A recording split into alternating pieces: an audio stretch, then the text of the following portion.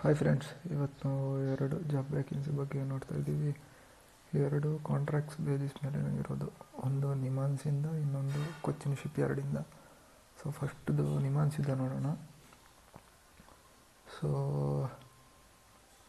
ಆ ರೋಲ್ ಏನಪ್ಪ ಅಂದರೆ project technical support third one ಅಂತ.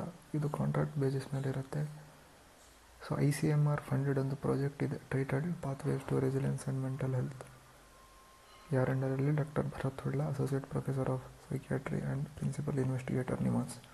ಇವರೊಂದು ಪ್ರಾಜೆಕ್ಟನ್ನು ಮಾಡ್ತಾ ಇದ್ದಾರೆ ಇವರ ಅಂಡರಲ್ಲಿ. ಸೊ ಇವರ ಅಂಡರಲ್ಲಿ ನೀವು ಕೆಲಸ ಮಾಡ್ತೀರಾ. So name of the post project technical support third.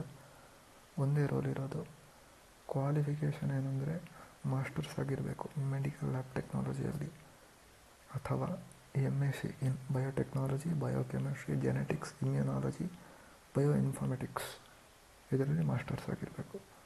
Desired experience in managing biological data bank, experience in laboratory based research.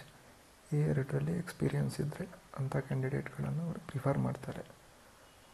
So maximum age limit ಬಂದುಬಿಟ್ಟು 30 years. So 30 years up to 30 years ಆಗ್ಬೋದು. ಅದಕ್ಕಿಂತ ಆಚೆ ಇದ್ದರೆ ನೀವು eligible ಅಲ್ಲ. So salary ಕಡೆ ನೋಡಿದರೆ 28,000 ಇದ್ದ ಸ್ಯಾಲರಿ ಪ್ಲಸ್ 30% HR. 30% HR ಅಂದರೆ 28,000 ಮೇಲೆ 30% ತೆಗೆದ್ರೆ ಮೇ ಬಿ 8,400 ಬರುತ್ತೆ. ಸೊ ಆ್ಯಡ್ ಮಾಡಿದ್ರೆ 36,400 ಅಷ್ಟು ಬರುತ್ತೆ ಮೋಸ್ಟ್ಲಿ.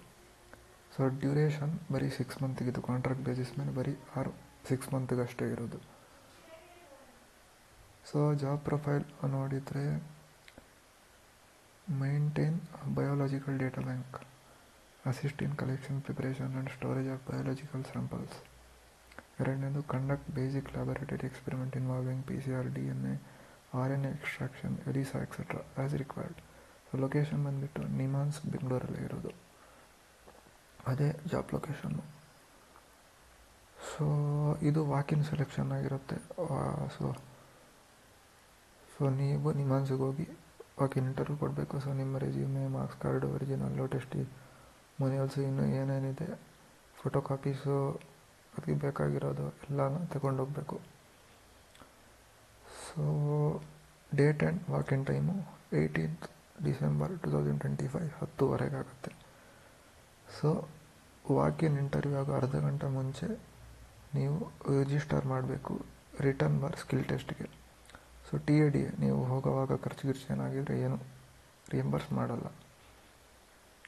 ಇದನ್ನೆಷ್ಟು ನೋಟ್ ಮಾಡ್ಕೋಬೇಕು. ಇದು ಕಾಂಟ್ರಾಕ್ಟ್ ಬೇಸಿಸ್ ಮೇಲೆ ಆಗಿರುತ್ತೆ. ಸೊ ಎರಡನೇ ವೇಕೆನ್ಸಿ ನೋಡಿದರೆ ಕೊಚ್ಚಿನ್ ಶಿಪ್ ಯಾರ್ಡ್ ಲಿಮಿಟೆಡ್. ಇದು ಕೂಡ ಕಾಂಟ್ರಾಕ್ಟ್ ಬೇಸಿಸ್ ಮೇಲೇ ಇರೋದು. So Cochin shipyard limited ಒಂದು mini Ratna schedule A company. So ಇವರು ಆನ್ಲೈನ್ ಅಪ್ಲಿಕೇಶನ್ನ ಕರೀತಿದ್ದಾರೆ. So name of the post and post ಏನಂತ ನೋಡೋಣ. Security adviser on contract basis. ಇದಕ್ಕೆ ಕ್ವಾಲಿಫಿಕೇಷನ್ ಏನಂದರೆ graduate in discipline from recognised university graduation ಆಗಿರಬೇಕು. ಡಿಸೈರೇಬಲ್ ಏನಂದರೆ ಪೋಸ್ಟ್ ಗ್ರ್ಯಾಜುಯೇಟ್ ಆಗಿರಬೇಕು, ಅಥವಾ diploma in industrial security management, defence studies ಇಂಥದ್ರಲ್ಲಿ ಡಿಪ್ಲೊಮಾ ಮಾಡಿದರೆ ಒಳ್ಳೆಯದು. Experience retired officer from defence services, army, navy, air force ಇವರಿಂದ ರಿಟೈರ್ಡ್ ಆಗಿದ್ದರೆ ಒಳ್ಳೆಯದು. ಸೊ ಅಥವಾ central police organisation listed under ministry of home affairs, central armed police forces with not less than 15 years of experience and retired at pay level 12.